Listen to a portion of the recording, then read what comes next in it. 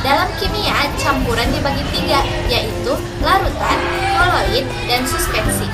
Larutan adalah campuran yang benar-benar menyatu, misalnya gula dan air, sehingga terlihat jernih dan tidak bisa dibedakan lagi antara zat pelarut dan zat terlarutnya. Nah, suspensi adalah campuran kasar seperti pasir dan air. Partikelnya besar, terlihat jelas dan akan mengendap jika didiamkan. Lalu, koloid berada di antara keduanya. Secara kasat mata, terlihat menyatu namun seperti larutan. Tetapi sebenarnya masih terdiri dari dua fase. Contohnya, susu, kabut, dan tinta. Jadi, koloid ini bisa disebut campuran setengah koloid. Perkenalkan, nama saya Yuda. Saya akan menjelaskan ciri-ciri larutan, koloid, dan suspensi. Bagian ini menjelaskan perbedaan sifat dari ketiga jenis campuran. Larutan bersifat jernih, stabil, tidak bisa disaring, dan terdiri dalam satu fase. Koloid terlihat agak keruh, dapat menghamburkan cahaya, terdiri dari dua fase, tetapi stabil dan tidak mudah mengendap.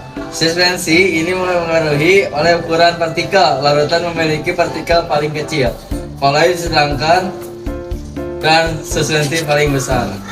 Terima kasih. Selanjutnya ada sistem dan jenis koloid. Koloid terdiri dari dua komponen utama, yaitu fase terdispersi dan juga fase medium pendispersi.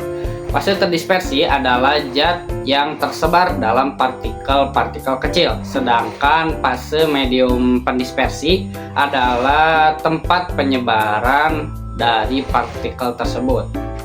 Ukuran koloid berada di antara larutan dan juga suspensi, sekitar 1-10 nanometer. Dengan ukuran ini, maka koloid tidak dapat kita lihat dengan mata biasa. Akan tetapi, koloid juga tetap menghamburkan cahaya. Selanjutnya ada jenis koloid. Jenis koloid dibedakan berdasarkan wujud zatnya. Misalnya, susu termasuk emulsi karena cair dalam cair. Kemudian ada kabut termasuk aerosol karena cair dalam gas. Kemudian ada cat termasuk ke dalam sol karena padat dalam cair. Jadi hal ini menunjukkan bahwa koloid itu sangat banyak kita ketemukan di kehidupan sehari-hari dalam berbagai bentuk. Selanjutnya, saya Rizky Fahira. Di sini saya akan menjelaskan tentang sifat-sifat koloid. Nah, jadi koloid memiliki sifat khas yang membedakan dari larutan. Salah satunya adalah efek Tyndall, yaitu kemampuan koloid menghamburkan cahaya. Contohnya, sinar lampu terlihat jelas saat melewati kabut. Nah, selain itu, ada gerakan Brown, yaitu gerakan acak partikel koloid akibat tumbukan dengan molekul di sekitarnya. Gerakan ini membuat partikel tetap tersebar dan tidak mengendap. Koloid juga memiliki muatan listrik sehingga partikel dapat bergerak dalam medan listrik yang disebut elektroforesis. Selanjutnya, proses koloid.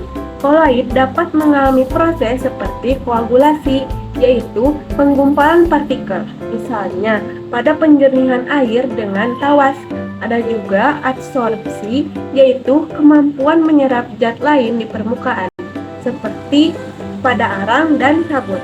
Sabun bekerja karena memiliki dua bagian, yaitu yang suka air dan yang suka minyak, sehingga dapat mengangkat kotoran. Ada jenis koloid. Koloid juga dibagi menjadi dua. Yang pertama ialah liofil yang stabil dan mudah berinteraksi dengan mediumnya. Lalu ada liofоб yang kurang stabil dan mudah menggumpal. Ini adalah pembuatan koloid. Koloid dapat dibuat dengan cara yaitu kondensasi yang menggabungkan partikel kecil melalui reaksi kimia dan dispersi yang memecah partikel besar menjadi ukuran koloid. Sekian materi mengenai koloid. Semoga penjelasan kelompok kami dapat membantu teman-teman semua mengerti terhadap proses koloid maupun komponen lainnya. Terima kasih.